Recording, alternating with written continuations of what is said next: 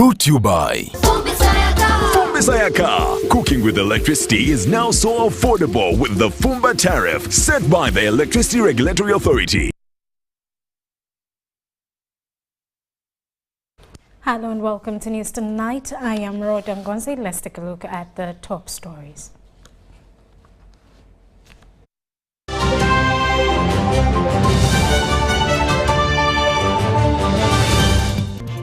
President Museveni meets former President of Ireland, Her Excellency Mary Robinson.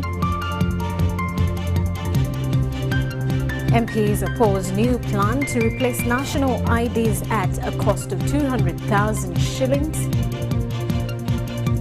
While Muslims want integration of madrasats into Uganda's education system, and Uganda Cancer Institute constructs care home in Mulago.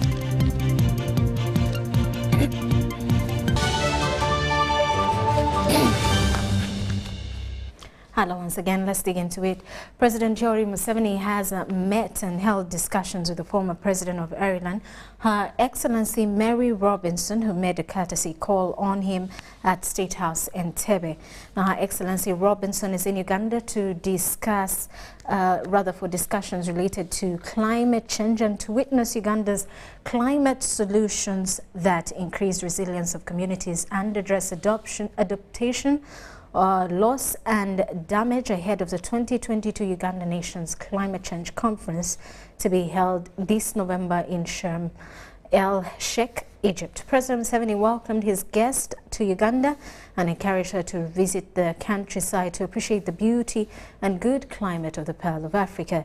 He informed her that his government has embarked on efforts to restore the climate, especially keeping all water catchment areas intact to avoid effects that come along with drought seasons.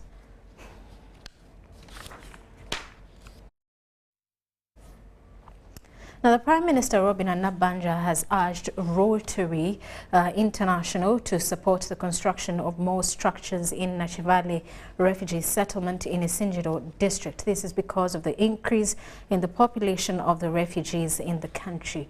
While interacting with the leadership of the Rotary Club Uganda and International at the office of the Prime Minister, Robinah Nabbanja said the support from development partners is dwindling and the country has to find ways to accommodate the refugees.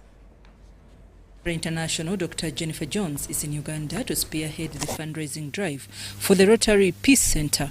The first Rotary Peace Center is to be hosted by Makerere University. And coming here, we have the first ever Peace Center located on the African continent at the Makerere University. And so being able to meet tomorrow with the administrators, the teachers, professors, students, and to learn more about what is happening at this center and how it is creating peace fellows who are going out into our world from all over the world to be able to be instilled with Rotary values of integrity and goodness and kindness and leading our world in that kind of way.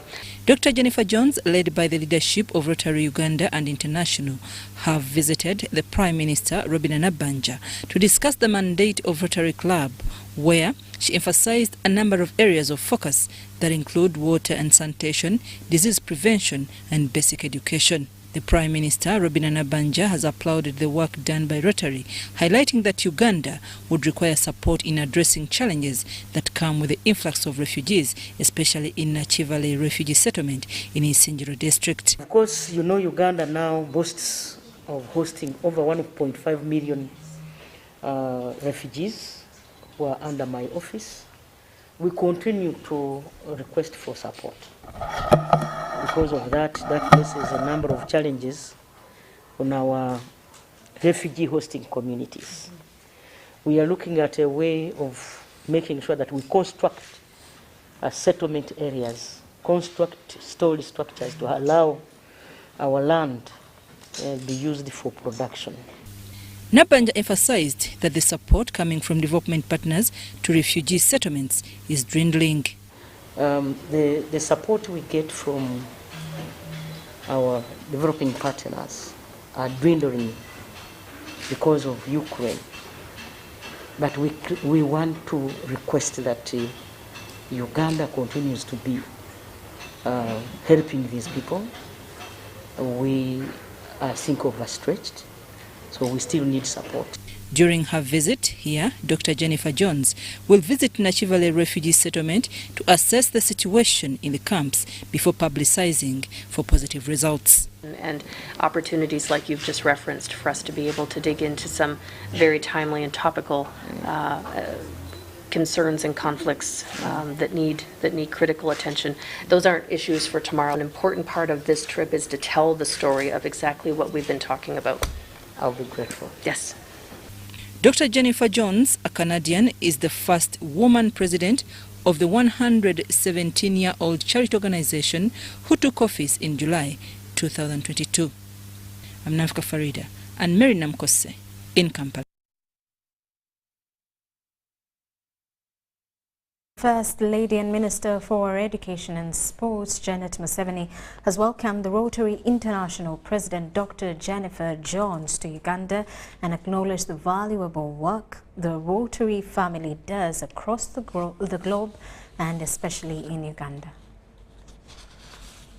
International President, who is on a 9-day visit to Uganda, paid a courtesy call on the First Lady at State House Nakasero. She was accompanied by her spouse, Rotarian Dr. Nick Rasha, and a delegation comprising of past Rotary International Vice Presidents Olayinka Babalola from Nigeria and Mrs. Dean Rohia from Canada, the two district governors for Uganda, Honorable Mike Kennedy Sebalu and Mr. Peace Taremwa, plus other past district governors and members of the Rotary family of Uganda, led by Rotarian Emmanuel Katongole. Mrs. Museveni requested the Rotary International President to consider partnering with the Office of the First Lady of Uganda in the campaign that she is championing across the country to stop teenage pregnancies and teach the young people how to avoid catching HIV and getting pregnant prematurely. We know about Rotary International, and we know about the work that Rotary does in the world, and we salute you for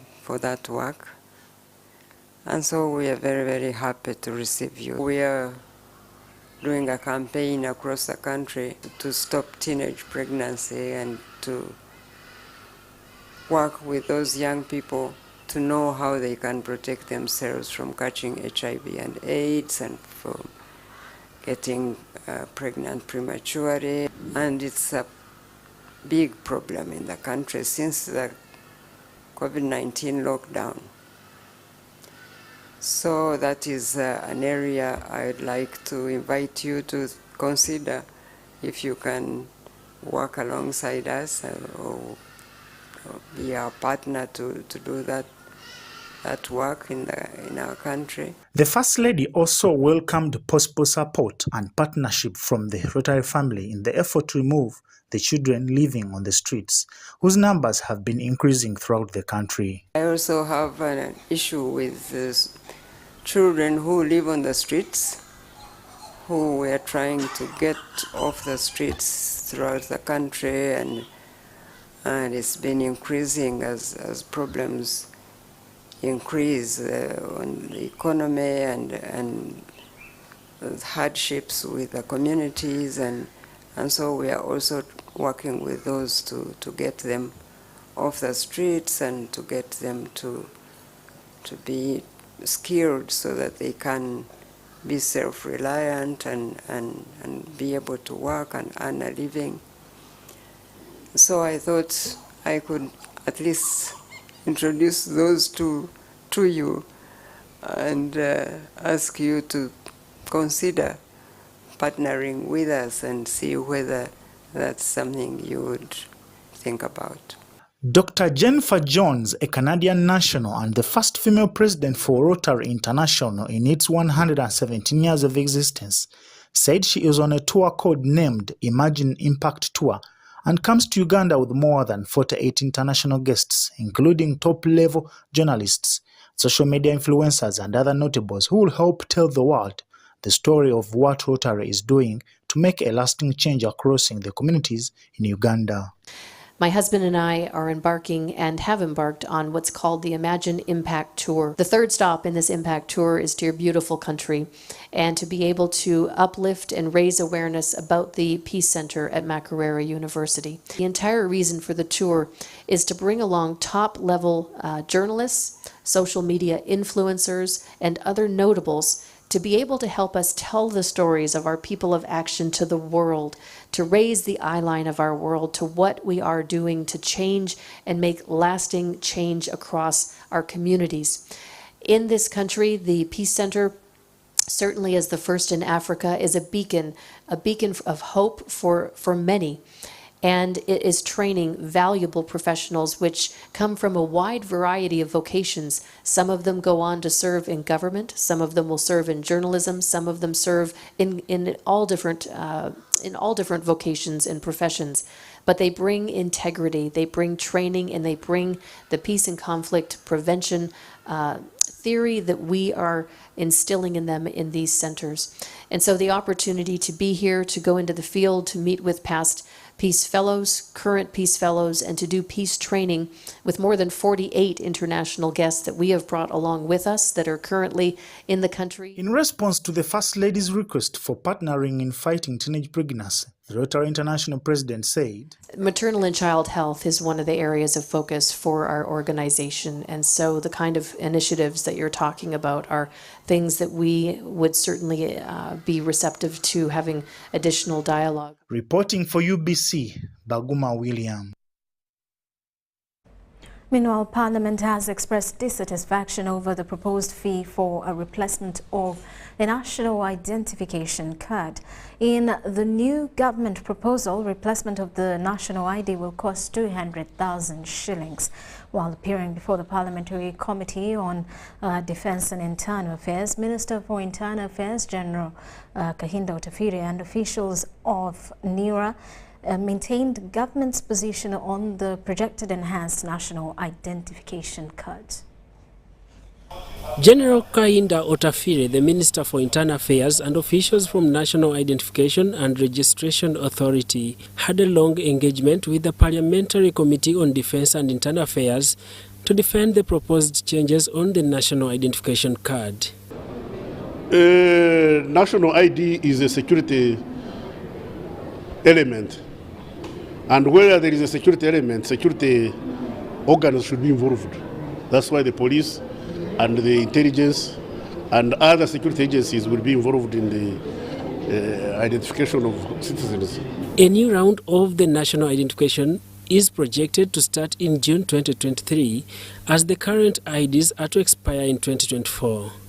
The enhanced national IDs will have special features including individual DNA, which are a result of changes in technology. If there is a dispute that you are a Zimbabwean and you say I'm a Ugandan, don't you think your DNA will solve the problem? In the revised plan, government intends to generate revenue of up to 160.4 billion from individuals accessing both express IDs and express renewal of IDs, which respectively cost 50,000 shillings each. The first one is those who require express first-time enrollment of national ID. The assumed number is about 10%. If each paid 50,000, the projected number is 1.7, which is 10%, which will generate 86 billion. Express renewal also on this paying the same, an estimated number 1.5 will generate 75 billion. National IDs issued with mistakes are also catered for. The information captured on the form is also captured by the system. So if the system discovers that the mistake was done in-house, you will not be charged. You already be charged for mistakes you yourself made. Contention still rocks the replacement bit in case one misplaces his or her national ID. The proposed plan puts a fee of 200,000 shillings to access the service. We think it is unfair, it is being inconsiderate, and we shall come to the floor of Parliament. I don't think it will be accepted by members of Parliament, the floor, that people are extremely poor and then you charge them. Look at those unemployed youth that don't have access to income. Where are they going to get 200,000 shillings to replace an identity card? I think they are thinking outside of the reality. If you think it's too much, don't lose your ID. If you think it's too much, then don't lose your ID. The best way to avoid that 200,000 is not to lose your ID. The mass renewal and enrollment exercise will kickstart between the periods of June 2023 to August 2024. Daniel Mugoya, Gloria Gutabinji, UBC News. The District Council has asked the government to fast-track implementation of the presidential initiative on Agri-led program for value addition in the Rwenzori region. This was during the State of the District report for the financial year 2022-23 at Kabarole District Headquarters. The Kabarole District Chairperson Richard Rauhinga Aboki. The delayed implementation of the program has made farmers make losses. In 2018, government, through Operation Wealth Creation, launched agri-led programs for value addition in Rwenzori region, which saw farmers actively engage in agricultural production. Agri-led was initiated in the Rwenzori region, and it was named the Presidential Initiative for the Rwenzori region. Among other things, we are supposed to develop an industrial park in the industrial parks in the region. One in Kasese, another one in Kabarole. But the one in Kabarole was an agro-industrial park with two major expected objectives. One is value addition to our produce. The other one is job creation for the young unemployed people. Under agri-led, farmers were promised establishment of industrial parks to add value to their products, but no activity has yet commenced. We produce a lot of coffee in this district, a lot of foodstuffs like matoke, like maize. Our desire is to add value to these, like the coffee we produce in Karangura. 5 years of production in anticipation of industry's market has now become a challenge following increased productivity. Leaders ask government to save local farmers from losses through industrialization. We have taken more than 4 years without any progress, and we are appealing to the government, especially to General Salim Saleh, to coordinate with the entire stakeholders to come and establish the industrial park, because we have all it deserves to support the industrial park in Kabarole district. The district is also challenged with poor road network due to limited funding to the road sector, which affects the agriculture value chain. And when you calculate to transport a bag, let's say from far to the store, you find that you have made a loss. So you find that you will say, let me sell my maize the way it is, than carrying it again, and you put more money. According to leaders this financial year, Uganda Road Fund released 46% of the expected transfer, which is below average. And many times we just go grade, we cannot put gravel because the money that we get is not enough. Sometimes the whole sub-county gets 3 million to work on their roads for the whole financial year. It is a mockery. The district council has now considered passing an ordinance to engage communities embark on community work or self-help. Kabarole district has a road network of 229.4 kilometer feeder roads, 576 kilometer community access roads, 224 kilometer urban roads, and 70 kilometer national roads. Meanwhile, Uganda Cancer Institute has bought 4 radiotherapy machines that will be installed by mid next year. This comes as the Cancer Institute is to have a phased expansion that will see the facility's capacity increased to 365 beds. The director of Uganda Cancer Institute, Jackson Orem, affirms that with the opening of regional facilities, this will enhance cancer treatment across the country.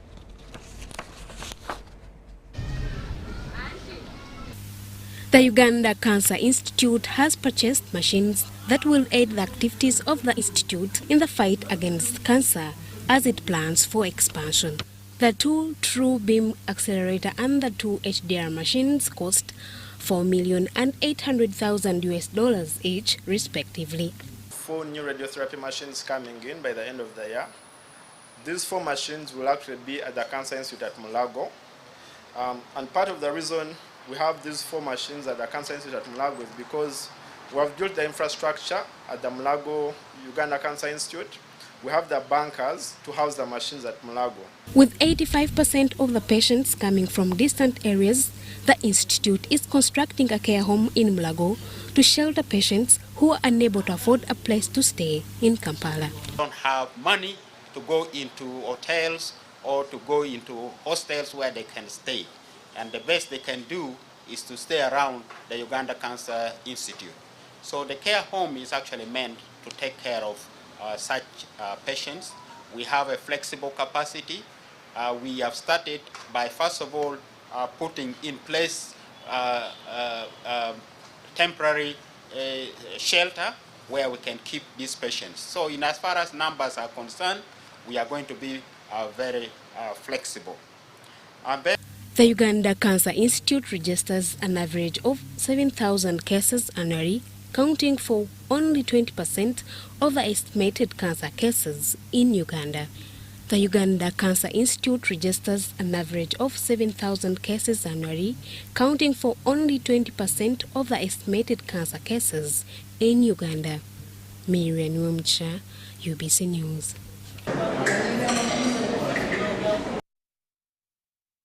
And the Deputy Chief Justice Richard Butera has urged courts of law and police to stick to giving bail and bond in presence of all parties involved on the case. Justice Butera says this will paint a good picture for police and the courts of law, as well as justice to the complainant. Butera was officiating an open-day court session in Bujiri District. Police and courts of law face difficulties with failure to understand procedures on how to attain justice. It's against this background that the Bujiri Magistrate Court has set up a court open day session with the aim of embracing reforms to ensure access to justice for all people. And bail, they will run to other district RDC, but almost I don't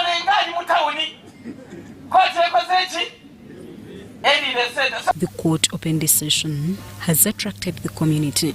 In their opinion, a lot of questions have been raised attached to injustice exposed while giving bond and bail. We've been seeing people move outside after a complainant complaining and is arrested. After a few days, you will have to see the suspect moving freely without the complainant's notice. But for today's case, I've learned that both the parties must be aware of the bail. Granting bail and granting bond should be done in a transparent manner and explained to the population so that they understand that the person who is released on court bond is not set free. He will still have the case heard, it will be concluded. If he is guilty, he will be punished. If he is innocent, he will be set free. And this should be done in open court because you have a right to apply for bail. When you apply for bail, you should get bail unless there is a reason why that bail should be denied, and the reason is for the decision should be given in open court. Justice Butera pointed out issues the judiciary system is working on, like setting up high courts, court of appeal and magistrate courts in every district to ensure quick service delivery. We shall increase the number of high court judges from 83 to 151. Other issues like lack of a remand home in the Busoga region has been spotted out to be one of the factors influencing crime. We have so many victims of gender-based violence. If, in addition to the remand home, we also get the opportunity of having a reception center, then you shall have really done us a very big service. Human rights defenders saying absence of a remand home in the area has also attracted many children on streets who later participate in different offences. Also, the presence of a remand home would also mean that the children who are in conflict with the law, at least if they know that there is a remand home in place, they'll keep away from those crimes because they know they have somewhere where they are going to be put. But now, right now that there is no remand home, they know even if they are arrested too, they'll be released because they will not be put anywhere. So the presence of a remand home in Iganga or in Jinja or in Bujiri will deter crime from these children because they know they have to be put somewhere and they will not be released back to the communities where they can again continue committing crime.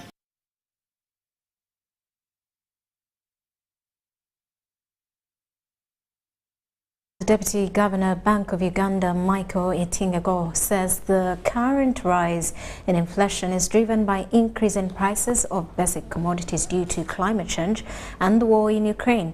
He explained that a rise in prices of petroleum products and food shortage due to climate change are some of the issues escalating inflation in the country. Itingago was speaking to accountants attending the 27th annual seminar at Imperial Resort Hotel in Entebbe. And we've achieved much.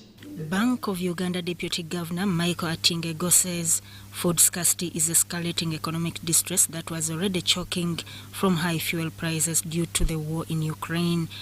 These shocks have had a significant influence in reshaping the way we work through remote working, the way we meet, virtual meetings such as this one here is a hybrid, and the way we transact through the e-payments.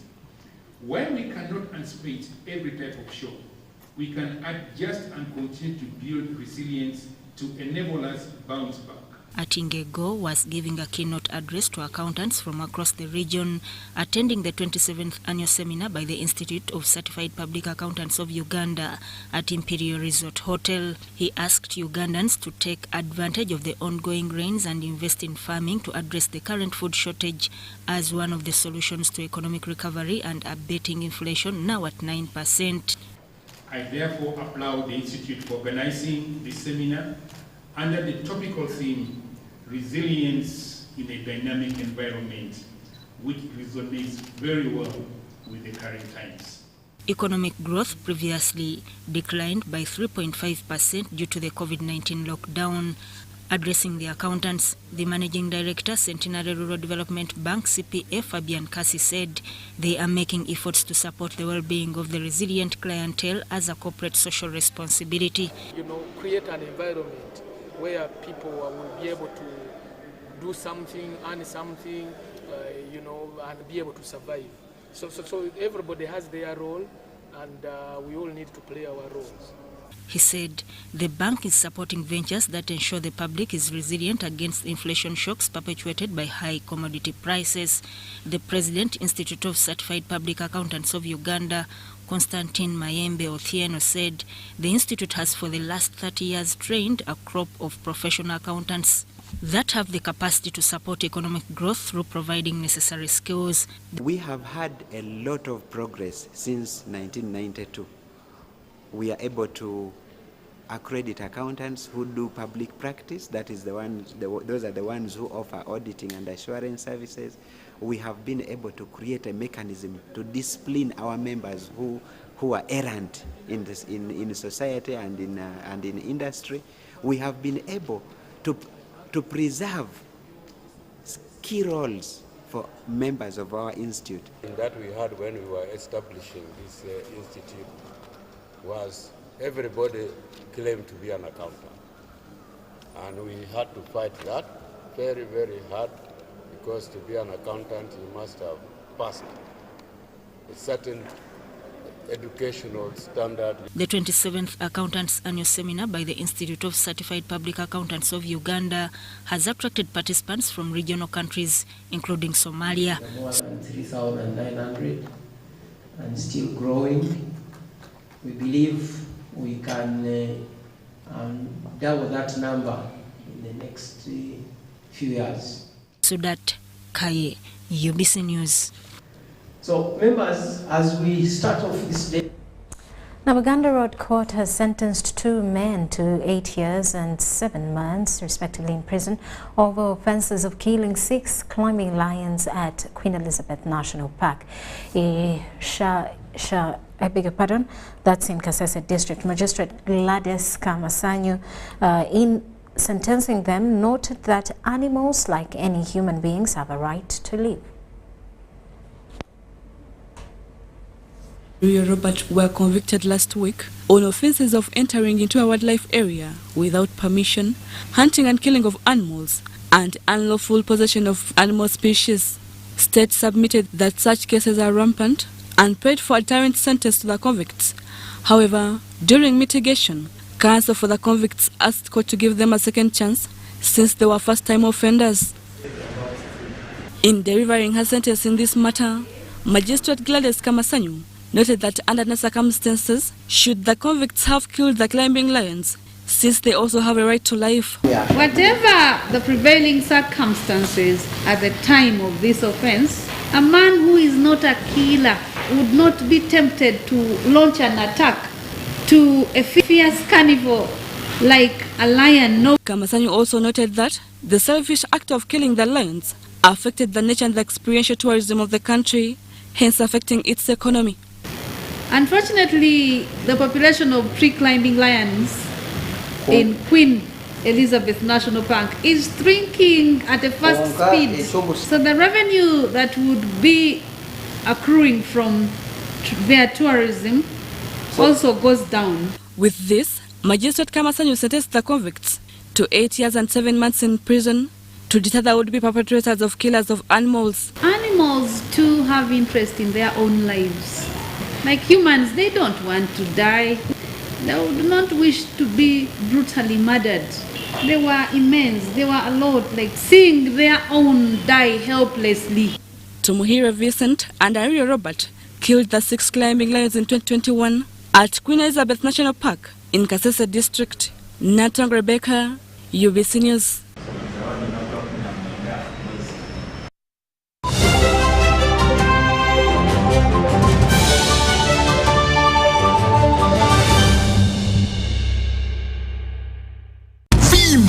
Ni MTN Kabode Super as you pay mpola for this smartphone.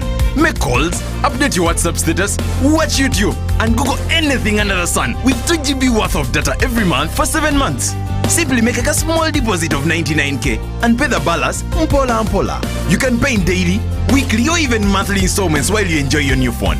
So what are you doing today? Visit any MTN shop near you and get the MTN Kabode Super easy.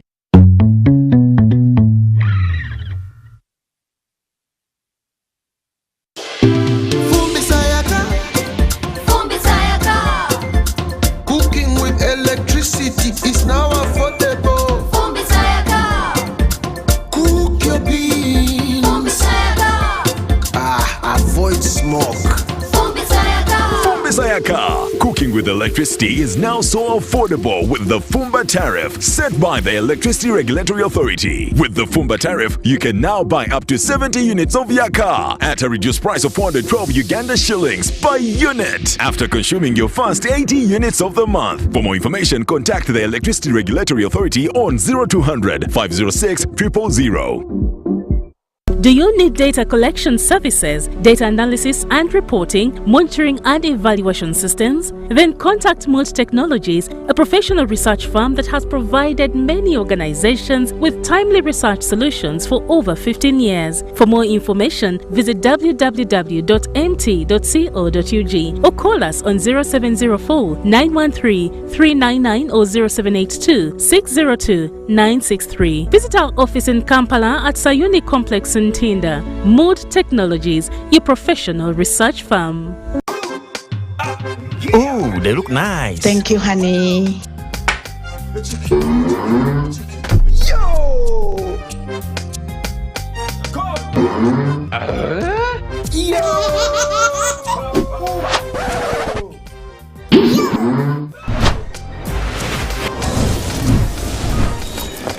You guys gather, it's going down. Gather!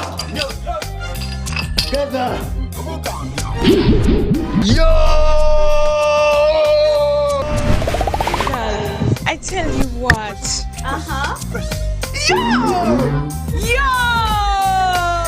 Airtel is giving you bigger data bundles for the same price. Dial *175# to choose from our range of bigger Chillax bundles that don't expire. Bigger monthly bundles, all for the same price, and stay connected longer to loved ones. Airtel, the smartphone network.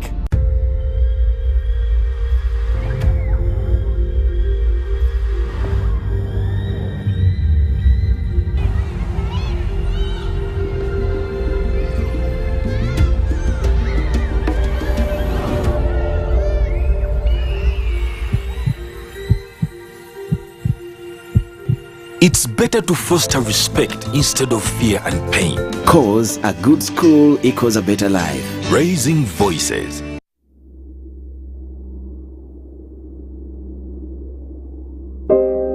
I remember the lockdown, when the streets were empty and our lives disrupted, when businesses closed and our livelihoods hung in the balance. Hospitals were full. We lost loved ones, jobs, and hope. Our children couldn't study anymore. We cannot let this happen again. We should not go back. Get fully vaccinated against COVID-19 and join the millions of Ugandans who are already vaccinated.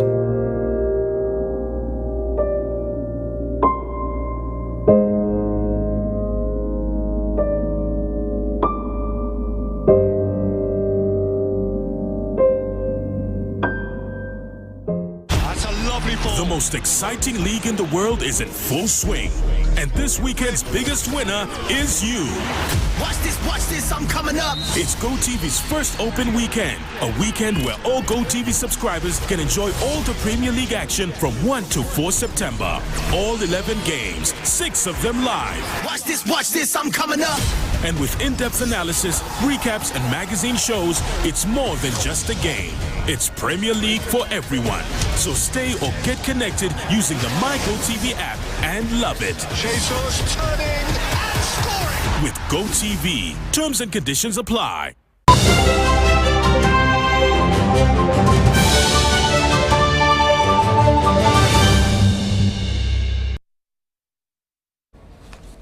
Welcome back. You are still watching News Tonight.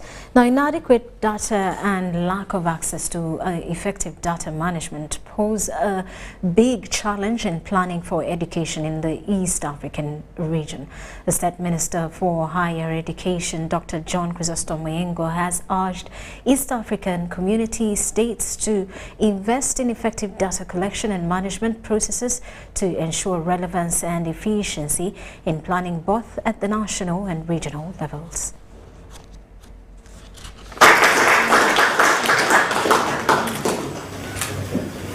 State Minister for Higher Education Dr. John Chrysostom Muyengo has reiterated the need to strengthen the collaboration among key players in government, higher education institutions and private sector to foster quality generation, management and utilization of data for effective planning purposes. The minister was officiating at the opening of a 2 days Inter-University Council for East Africa Stakeholders Forum for researchers and leaders of higher education institutions in the region.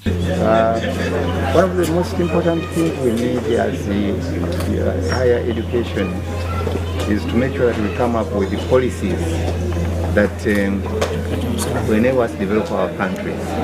But these policies require us to carry out research. Research requires data, so they are trying to come together to share ideas on how they can improve on data collection, data analysis, data management, so that we don't have to waste time. But of course, at the end of it all, it means we are here to find and devise ways of means of improving on higher education in the East African region. The Executive Secretary, Inter-University Council for East Africa, Professor Gaspard Banyakimbona, said the stakeholders' engagement is to strengthen the coordination, collection and management of data in higher education for evidence-based policy making. East Africa, We convened experts from Commission for Higher Education in different countries, and we convened also representative of National Commission for Science and Technologies. We are doing it in the framework of a project that we are implementing.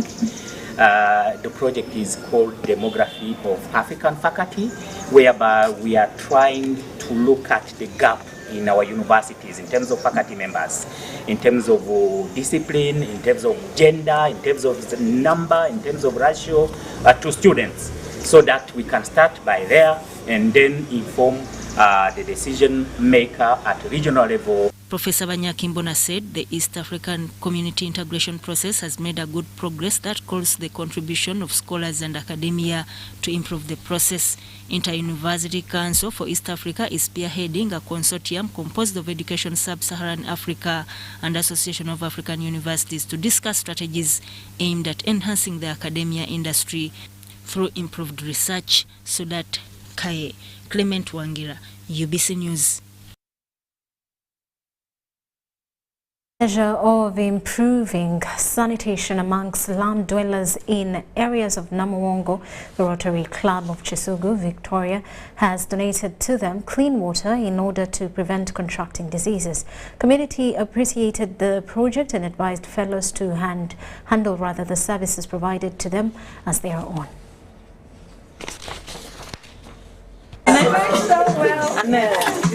I encourage the community to start taking charge. Remember what we said last time. When we pull out, it's your responsibility to continue with the project. It would be sad that we come back maybe 3 years later and everything went to waste. So I want to encourage you to own it, love it, nurture it, and take care of it. Today we have seen the profit of our cooperation, and we are so thankful for what the Rotarians here have done for all of the people in this area. There's a lot of need around the world, and just being inside here, listening to the local people, how happy they are for what the local Rotary Club has done here is amazing. Has got about 5,000 people living in it, both adults and children, including those that come during the day to work. Otherwise, those who are residents there are about 2,900 and 3,000 altogether. People who will benefit from it are way beyond over 10,000 people. Why? Because we believe energy is an integral part of every family. Every family needs something to eat during the day and at the end of the day. But slowly by slowly we are educating them. The biggest challenge that we had was when we started with the drainage system. We cleared the drainage to allow water to flow in, that we do not have logs around. But you find that even the day when we cleared the drainage, people came again and dumped. Kuba mutulaze omutima kizibu nnyo omuntu okukwata sente ezo ne yerekereza n'abateekamu fe abantu abawansi nabo balina ebyetaago badde bagamba zino sente kati tuyambe mu famire zaffe naye ne beerekereza kye balina ne basobola okukola ki okutuweereza.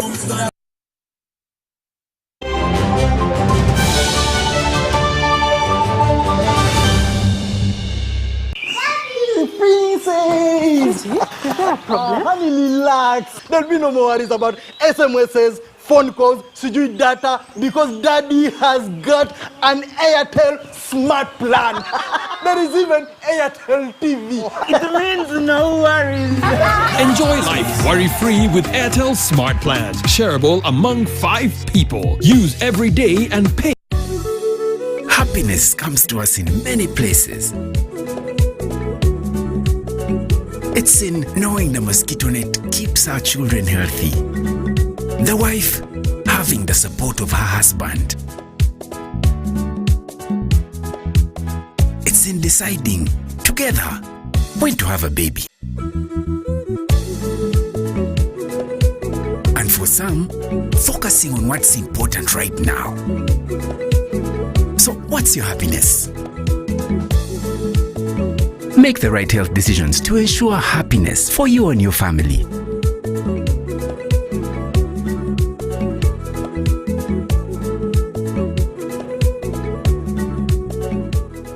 Beat the back-to-school hustle today. Pay school fees conveniently using Airtel Money. Dial *185#. Select option 6, school fees. Select to pay using Bridge Schools, School Pay or Beg Pay.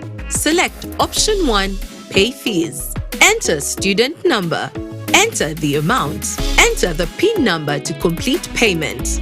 Airtel Money. Instant, secure, borderless. Children are a special gift, one we must protect and nurture with care. Ensuring your child has a birth certificate opens doors for them that would otherwise be hard to access, such as immunization, school admission, or simply proving their age and belonging. Let us do our duty as parents and guardians by registering our children and getting them birth certificates. For more information, visit the NERA office closest to you or call the toll-free number 0800-211-700. This message is brought to you by NERA. Vimba ni MTN Kabode Super as you pay mpola for this smartphone. Make calls, update your WhatsApp status, watch YouTube, and Google anything under the sun with 2 GB worth of data every month for 7 months. Simply make a small deposit of 99k and pay the balance mpola. You can pay in daily, weekly, or even monthly installments while you enjoy your new phone. So what are you doing today? Visit any MTN shop near you and get the MTN Kabode Super easy.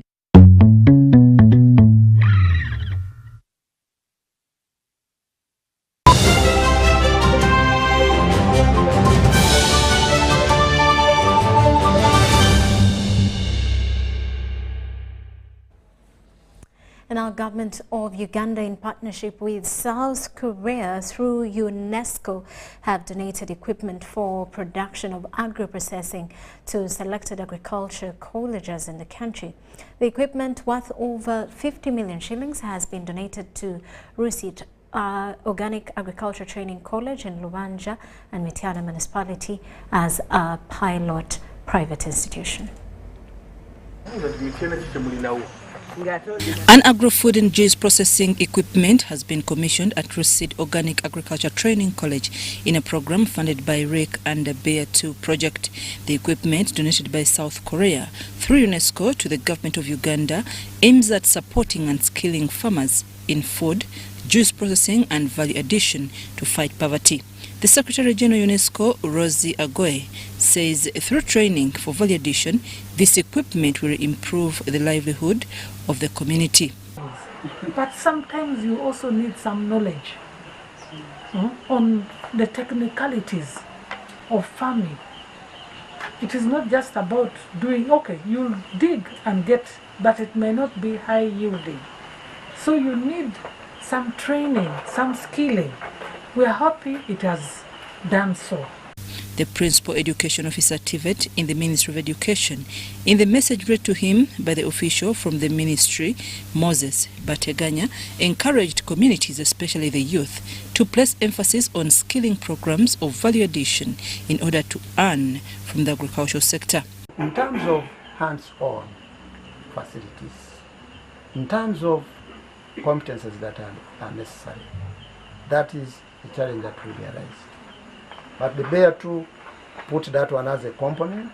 Initially we said we need to facilitate and equip these institutions if we are to realize the target objectives of the project. The Director Rusit Organic Agriculture Training College commended the Ministry of Education, South Korea and UNESCO for the equipment. Maybe what we have to do is to use the equipment given and generate money and buy those equipment. And that's what I'm saying. We have to use them and generate money. But also the mindset of our young people. People love chalk and blackboard. Chalk and blackboard. When they see this, they take it as something not serious. So this is something which we have to fight. I'm Nafka Farida and Fred Kaswante.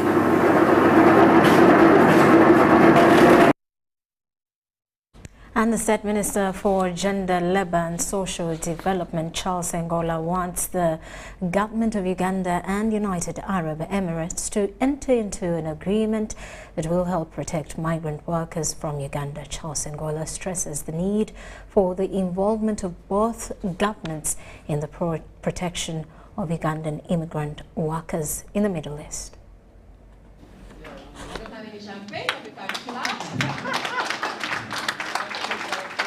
Government should help us, the parliament should help us in funding the ministry so that the ministry protects it. Now I can design how we can monitor. It's very simple. We can decide. And we make monitor. By the way, we can even get lawyers from that side. We get lawyers from that side which is in their system. And if something happens, then we take on that lawyer. With that can be the government. So these blame games, we need to look into it carefully. And see. It's not a matter of stopping, it's seeing what we can do to rectify issues. We need to enhance our public image because we have been called names of traffickers, of doing illicit business, but now we are making it clear in this plan that it's our intention to ensure that our business is recognized through improvement of public relations and also communication to our various stakeholders. We are also communicating in this plan that there are things we have to do, for example, taking care of the welfare of our migrant workers here in Uganda and also abroad to ensure that their human rights and welfare is taken care of by their employers and our partner offices in the destination countries. We are also putting in place a framework for opening up other markets, other destination countries. For example, UAE, for example, Qatar, Bahrain, Oman, Canada, USA, and other destinations where Ugandans can get decent employment. Well, and that does sum it up for news tonight. Thank you for sticking with us throughout the hour. I am Rhoda Ngonzi. Have yourselves a lovely night.